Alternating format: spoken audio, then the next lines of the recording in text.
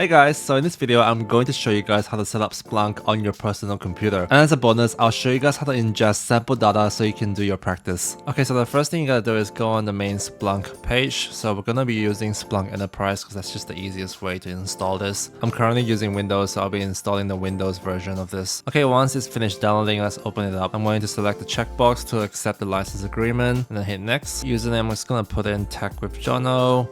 Password, I'm just gonna put in my personal password. Hit next, just install it. Okay, so once you've installed it, we can just click finish. So this is going to open up a new browser tab and it's going to ask you to log in. So just put in the same username and password that you used to install from before. So now we're on the home page. Now let's check on the services to make sure our Splunk has been installed correctly. And here we can see the Splunk D service is currently running, so we know that's been installed correctly. So the next step is installing the universal forwarder so we can forward data from our computer to the server. So same thing, go on this Splunk Universal Forwarder website, link is in the description. Okay, once we finish downloading this, we can start installing it. So I'm going to click on this accept the license agreement, and then I'm going to select customize options. Make sure the directory is correct. Gonna hit next. I'm going to ignore the certificate part because we don't need it, and let's leave it at default virtual account. And for this part, let's just select all of them. And for this directory to monitor, I'm just gonna select my downloads folder. Okay, username, I'm just gonna put tech with Jono. Password, put something in there. So for this part, we need to put in the IP of our deployment server, which is pretty much where we installed the Splunk Enterprise. So this is this IP address up here. Let's just copy that and drop that here. Delete everything else.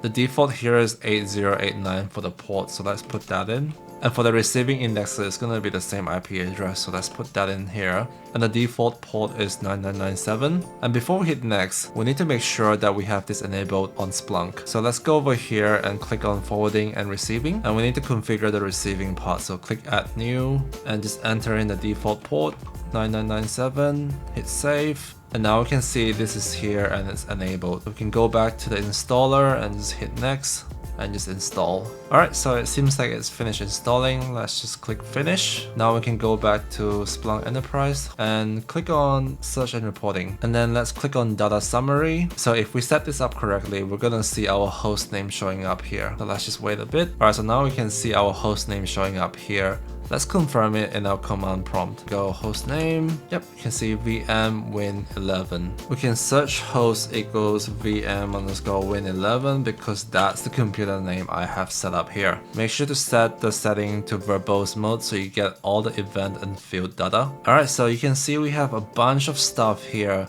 Okay, so once we finish downloading and installing everything, the next thing we need to do is get some sample data into our Splunk server. So in this particular example, I'll be using the sample data called bots v3. So this particular data set contains a lot of source types, so it's really good for practice. So we can see here we've got some AWS stuff, and we've got Office 365, and then we've got some streaming logs. And all we have to do is just follow the instructions here. So what I'm gonna do is just download the data set. So in this instruction here, it's asking you to install the required software below. So if we go down here, we can see a bunch of apps that is asking us to install, but a lot of the apps here are outdated, so we don't really need to use any of them. So what I'm going to do is just get this data set and just drop it into the apps folder so we can get the source types, and we can just separate the apps just by the source type.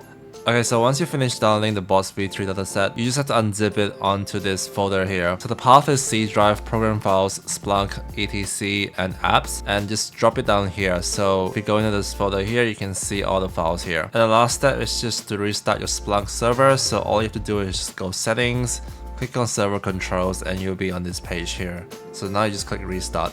Okay, so once you finish restarting the app, you should be able to see your dataset in the apps. So in the folder name, we can see bots v3 dataset. So that's the folder that we've extracted. Let's do a quick search on the index. So all we have to do is just type in index equals bots v3, and then let's set the time range to all time. And here we can see all the log data set that we have uploaded. So if we go into source type, we can see the different apps that we can use. So for example, here we can just go into AWS CloudWatch. And the log data we can see here will be similar if you installed an AWS app and configured it to ingest CloudWatch logs from AWS side. Alright, that's pretty much it. Hope you guys found this video helpful in installing Splunk on your personal computer.